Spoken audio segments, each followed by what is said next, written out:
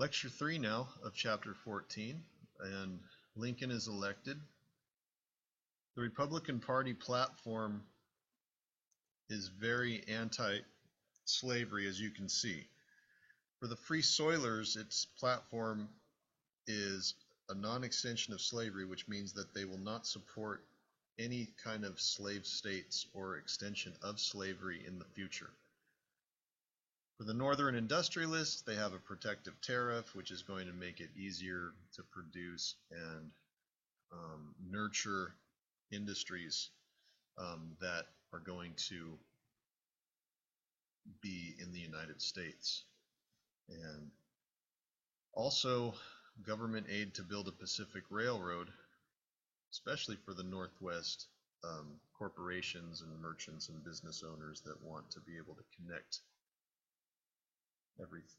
the two sides of the country together. So the Republican Party platform is very, again, anti-slavery, which makes a lot of sense, and you can see why the southern states immediately would vote in a large bloc to try to stop Abraham Lincoln from being elected. In the end, they couldn't, because the Republicans had such a broad coalition, again, of the Northwest, Midwest, and of course the West.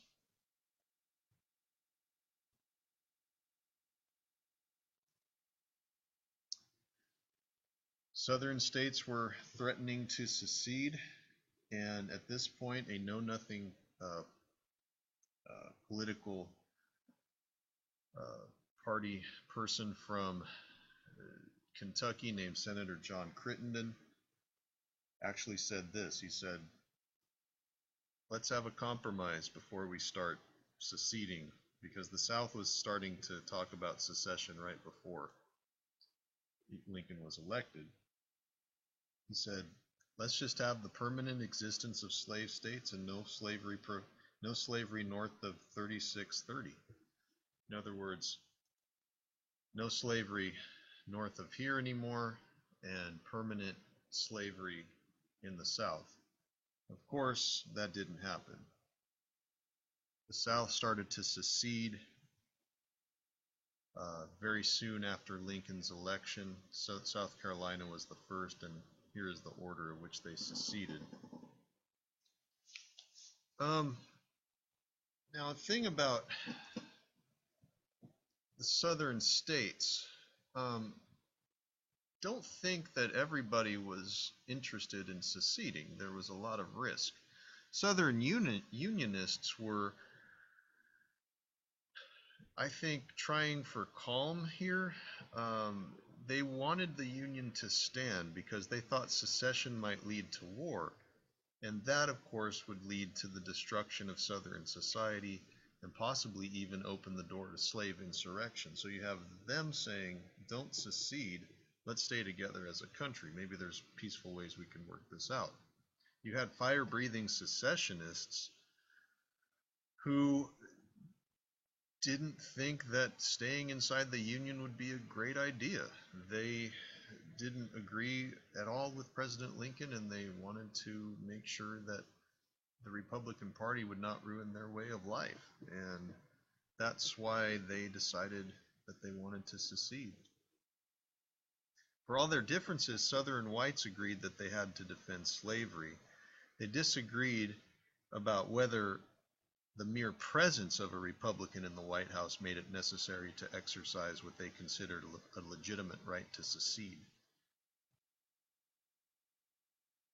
The debate about what to do was briefest in South Carolina. It seceded 1 month after Lincoln was elected on December 20th of 1860.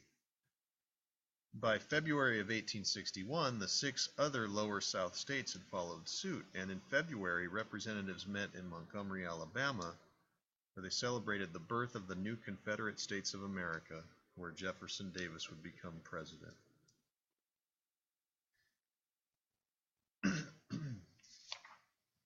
A little bit about Fort Sumter.